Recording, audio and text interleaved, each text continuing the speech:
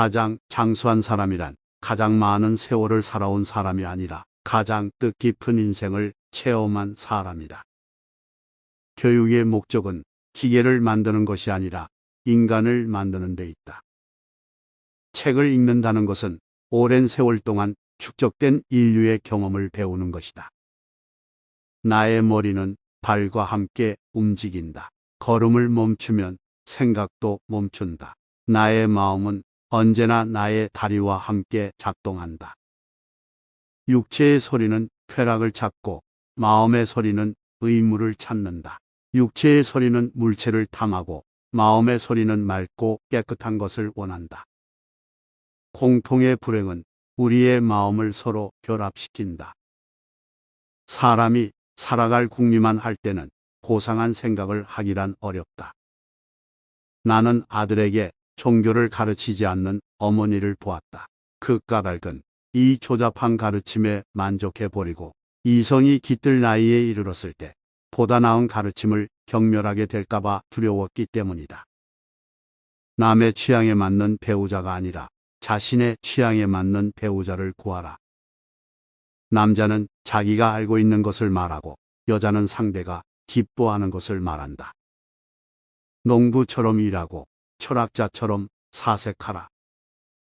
당신을 좋게 말하지 말라. 그러면 당신은 신뢰할 수 없는 사람이 될 것이다. 당신을 나쁘게 말하지 말라. 그러면 당신은 당신이 말한 그대로 취급받을 것이다. 당신들의 모든 불행은 당신들 자신으로부터 생긴다. 모든 예술가는 칭찬받기를 좋아하는데 그들에게는 그 시대의 사람들에게 받는 칭찬이야말로 예술가가 받는 보답 중에서 가장 가치 있는 일이다. 무지는 결코 악을 낳지 않는다. 위험한 죄악을 낳는 것은 다만 오류의 관념이다. 산다는 것은 호흡하는 것이 아니라 행동하는 일이다. 세상에서 살아가려면 많은 사람과 사귈 줄 알아야 한다. 스스로 배울 생각이 있는 한 천지만물 중 하나도 스승이 아닌 것은 없다. 사람에게는 세 가지 스승이 있다. 하나는 대자연, 둘째는 인간, 셋째는 사물이다. 식물은 재배함으로써 자라고 인간은 교육을 함으로써 사람이 된다. 신에게 도움을 받고자 하려면 먼저 자신이 도움을 어떻게 해야 받을까 노력해야 한다. 신은 결코 우리를 변화시키지 않으며 신에게 조금씩 가까이 가면서 우리가 변하는 것이다. 우리는 신이 당연히 도와주리라 생각하며 신에게 구하나 결국 그것은 우리가 구하는 것이다. 아는 것이 없는 사람일수록 말하기를 좋아하고 아는 것이 많은 사람일수록 침묵을 지킨다. 적게 아는 사람은 알고 있는 모든 것이 중요하다고 여겨 사람들에게 말하고자 하는 것이요. 많이 알고 있는 사람은 아직도 모르는 게 많다고 생각하기 때문에 필요한 경우나 질문을 받을 때 이외에는 말을 아끼는 것이다.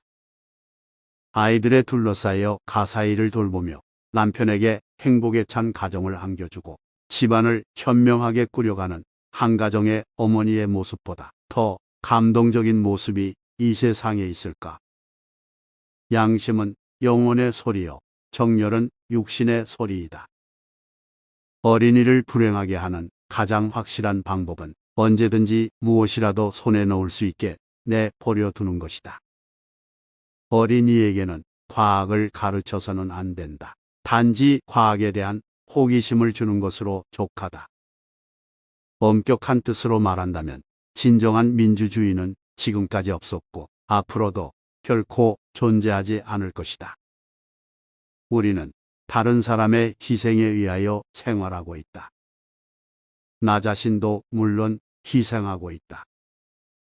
일을 한다는 것은 사회적 인간으로서의 부득이한 의무이다. 때문에 놀고 먹는 사람은 모두 사기꾼이다. 사기꾼 부류에 속하지 않으려면 일해야 한다. 직업이 뭐든 상관없다. 열심히 일하지 않는 사람은 먹지도 말아야 한다. 이성이 인간을 만들어낸다고 하면 감정은 인간을 이끌어간다. 인간은 태어났을 때는 자유로웠으나 사회 속에서는 무수한 쇠사슬에 얽혀져 있다. 인간의 교육은 태어났을 때부터 시작된다. 어렸을 때 부모에 의해 시달린 아이는 성숙하기도 전에 호약하게 시들어버린다. 인내는 쓰다. 그러나 그 열매는 달다. 이 세상의 행복은 하나의 소극적인 상태에 불과하다. 행복은 그 사람이 받고 있는 고통의 최소량으로 계산해야 한다. 일반적으로 여자는 어떤 형태의 예술도 좋아하지 않는다. 게다가 어떤 예술에 대해서도 아는 것이 없으며 예술에 대한 재능은 더욱더 없다. 자식이 부친을 존경하지 않는 것은 혹 경우에 따라 용서될 수 있는 것이지만 모친에게도 그렇다면 그 자식은 세상에 살아있을 가치가 없는 못된 괴물이라고 말하지 않을 수가 없다. 자연으로 돌아가라. 자연은 절대로 우리를 속이지 않는다.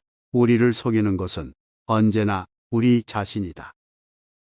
자연은 아이들이 어른이 되기 전에 어린이이기를 바라고 있다. 만약 이 순서가 바뀌면 우리는 설익어서 맛이 없고 금방 썩어버리는 설익은 과실이 된다. 자연을 보고 자연을 통해 배워라. 자연은 끊임없이 자신을 단련한다. 사람들은 세상이 마음대로 안 된다고 한탄한다. 그리고 자유에 목맨 듯이 답답해한다. 그러나 이런 사람들은 자유가 무엇인지 모르고 있다. 자유를 포기한다는 것은 인간으로서의 자격을 포기하는 일이다. 아니, 인간의 의무마저 포기하는 일이다. 모든 것을 포기하는 사람에게는 아무런 보상도 있을 수 없다. 잘못을 부끄러워하라. 그러나 그 잘못을 바로잡는 것은 부끄러워하지 말라. 절제와 근면은 인간의 진정한 치료법이다. 일하는 것은 욕망을 강화하고 절제는 그것을 컨트롤하는 법을 가르친다. 절제와 노동은 인간에게 가장 진실한 두 사람의 의사이다. 조물주의 손을 떠날 때에는 모든 것이 착하고 어진 것이었으나 인간의 손에 의하여 모든 것이 악하게 되었다. 10세에는 과자에 움직이고 20세에는 연인에 움직이고 30세에는 쾌락에 움직이고 40세에는 야심에 움직이고 50세에는 탐욕에 움직인다. 인간은 어느 때나 오직 예지만을 추구하게 될 것이다. 청년기는 지혜를 연마하는 시기이며 노년기는 그것을 실천하는 시기이다. 청소년기는 제2의 탄생이다. 학문이란 오랜 기간 동안 복음의 인류의 경험을 이해하는 것이다. 사랑이란 실제의 대상보다 스스로 만들어낸 마음의 대상을 한층 더 사랑한다. 만약 사람이 자기가 사랑하는 대상의 실제를 정확하게 바라보게 된다면 이 세상에 사랑은 존재하지 않을 것이다. 우리들의 욕망과 우리들의 능력 사이의 불균형에 바로 우리들의 불행이 존재한다. 모든 사악함은 허약함에서 생긴다. 욕망은 언제나 우리를 끌고 간다. 우리가 도달할 수 없는 곳으로 끌고 간다. 우리의 불행은 욕망에 이끌리는 데 있다. 나에게 있어서 고독보다 더 삼기 좋은 벗은 없다. 만약 우리들이 한 번은 반드시 죽는다는 것을 모른다면 생명을 유지해 나가는 것은 수지가 맞지 않는 일일 것이다. 삼라만상이 조물주의 속에서 나왔을 때 모든 것은 신이었으나 인간의 손에 넘어오면 모든 것이 부패한다. 감사는 마땅히 치러야 할 의무이다. 그러나 누구 하나 그것을 기대할 권리를 갖지 못하는 의무이다. 쉽게 약속을 하지 않는 사람들일수록 더 약속을 잘 지킨다. 관습과는 반대되는 길을 가라. 그렇게 하면 대부분 일이 잘 해결될 것이다. 돈은 자유로워지기 위한 수단이다. 인간의 자유는 원하는 것을 할 수 있는 데 있는 것이 아니라 원하지 않는 것을 하지 않는 데 있다. 나는 의사들이 우리를 위해 어떤 병을 치료해 주는지 알지 못한다. 그러나 그들이 우리에게 아주 치명적인 증세를 안겨준다는 것은 알고 있다. 예를 들어 무력증, 소심함, 경솔한 맹신, 죽음에 대한 공포 등이다. 의사들은 인간의 육체를 치료하면서 그 대가로 인간의 용기를 죽여버린다. 그들이 시체를 걷게 만든다는 사실이 우리에게 어떤 의미가 있는가? 우리에게 필요한 것은 진정으로 살아있는 사람이다. 그러나 누구도 그들의 손에서 그런 사람이 걸어 나오는 것을 보지 못했다. 책의 남용은 과학을 죽인다. 읽은 것을 아는 것이라 생각함으로써 우리는 한 번 읽은 것은 더 이상 배울 필요가 없다고 생각해버린다. 지나친 독서는 주제넘은 무식군을 만들어낼 뿐이다.